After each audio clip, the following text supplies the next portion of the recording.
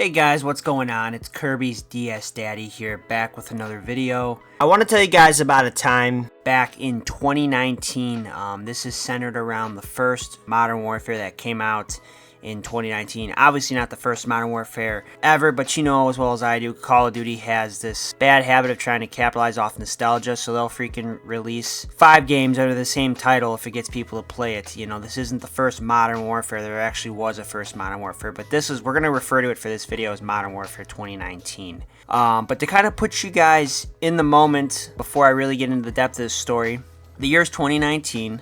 Me and my brother are excited for the release of this Call of Duty. We go and we pre-order the Call of Duty for the PS4 at our local GameStop. As we're pre-ordering, we're notified that we can show up to a midnight event that's going to be held where you can wait outside the store and get your copy as soon as it releases at midnight. Me and my brother decided, you know what, we are going to go and we are going to do this midnight release event. So it's nighttime, and we're standing outside the storefront in a fairly decent line of people waiting outside the locked GameStop doors. Now we can all clearly see inside that the employees were, moving stuff around, doing things in there, almost in a way like taunting us, showing us that they have what we still desperately want, and it's like, I have what you can't have, and it makes me feel superior type mentality. These people feed into that stuff, these GameStop employees. That's half the reason they work these jobs. But anyways, that's a different tangent for a different day. So we're waiting outside, and you guys could probably imagine the type of people that a Call of Duty release event attracts. All different types. And again, this is not a judgment towards any particular person. This is more me just saying that this event attracted some very interesting characters, we'll call them. As I'm standing in this line with my brother, we're both making observations. We're seeing people have shown up in groups, not just by themselves. So we're seeing all these segregated pods of people all kind of chatting within their own groups. And then there's me and my brother. We aren't necessarily shooting the breeze together. We see each other every day. It's not like we have anything new to inform each other about. We're just kind of standing there taking it all in, kind of eavesdropping on all these different groups that are standing around. And, these people are getting awful chatty to the point where they're almost merging groups. They're going to the Wendy's that's right next door and getting Frosties and, eating ice cream together, just chatting it up like they've known each other forever. It's amazing what Call of Duty can do to bring people together. I'll say that.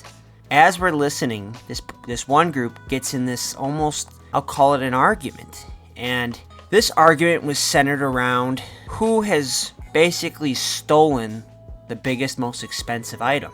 And these people in this group are the types of people who, I guess you could say, are your stereotypical, when you see those memes about Reddit moderators, they kind of screamed that. We start listening, and one kid goes on about how he's stolen a bag of Doritos from Walmart, I believe it was. And this is one of his biggest feats, that he was able to somehow smuggle this bag of half air, half chips out of his local Walmart. He wears this like a badge of pride. This is something that he's proud of. To be honest, I think Walmart's got bigger concerns than someone stealing one sole bag of Doritos. So then it gets to this one kid who decides he's going to trump everyone, and he says that he has successfully stolen an entire gaming PC from his local Best Buy. And he goes on to tell this elaborate story on how he somehow was able to get it under his shirt and walk out of there somehow unnoticed by everybody. No one noticed a massive gaming PC under this kid's shirt, according to him. So, the Doritos bag was believable, but as soon as me and my brother hear this, we start to think, okay, maybe these kids are, stretching the truth a little bit. To be fair, though, I don't think it's even possible. I was thinking about this. I don't know exact dimensions of a gaming PC, but if I just think about it, I don't know how I'd get it up my shirt, and then at that point, how do you casually walk out of a Best Buy with a massive gaming PC in your shirt? That's like having a small human grab onto your torso and try to like walk around like, and it's not like that's something natural that like would, you know, maybe you have something with some rolls that you're trying to hide and it looks like you're just a little chubby. A box-shaped PC is never in any scenario going to look natural under someone's shirt. You know those Best Buy guys who always wear the yellow shirts that are like the security guys? Huh, that poor chubby man-child over there must have right-angle flabs. I've never seen that build before. What an interesting build. In their minds, that's what they think this dude's thinking. It's obvious what you're doing, man. So don't go bragging like you've accomplished that when obviously you most likely have not. And if you have, then show me proof. Show me it, you know? But I can't protect you from any sort of legal action that Best Buy might want to take.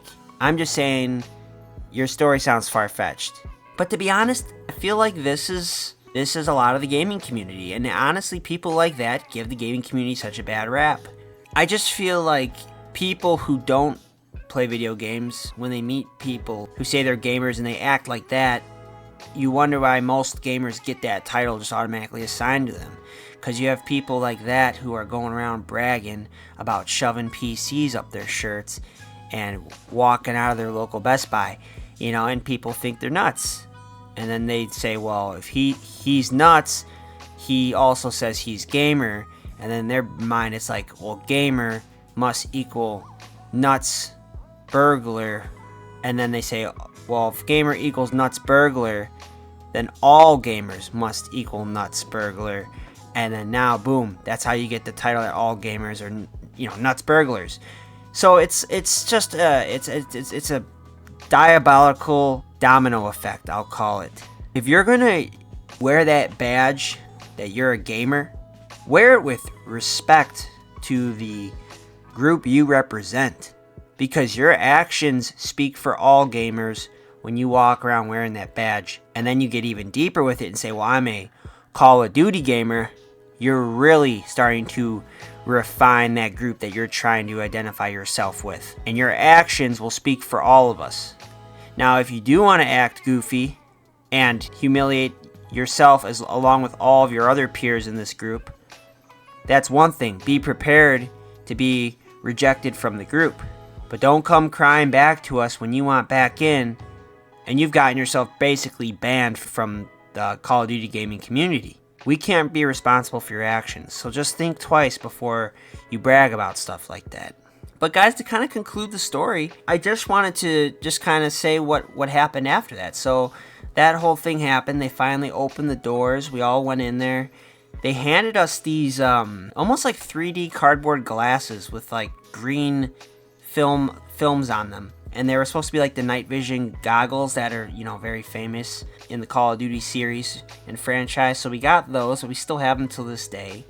And we got our copy of the game. We get home to find out that the hard copy's first day update is just as large as downloading the game itself. As typical Call of Duty issues. So we really didn't get to play it that night, and waiting in line was sort of not worth it, because the only real benefit we got was not getting to play early. It was basically just getting to get a jump start on the freaking 50 gigabyte update that was initiated. Regardless, main takeaways from this story. First of all, this was an experience. It's something I keep with me. I think it was a great experience. Second, never bank on Call of Duty ever being as advertised. Third, if you're gonna brag about something and stretch the truth, make it realistic. Make it believable. 4, stealing is never okay. The only time to steal is never. And 5, always be true to yourself, and you'll find that that's enough and you don't need to steal. Every story's got a moral. The moral here, do not steal things and brag about them to your friends at a Call of Duty event, because it can get you in trouble, and most likely you'll be made a fool because it's most likely not true. So just don't do it in general.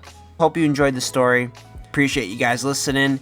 Let me know your thoughts in the comments. Let me know what you guys think about this story. If you think this guy's theft claim is actually physically possible, if physics back it up. Just curious on your guys' thoughts. Be sure to like and subscribe as always, guys. And with that, guys, this is Kirby's DS Daddy acting COO and head of media for Samurai Blood Clan, signing out. Thanks, guys.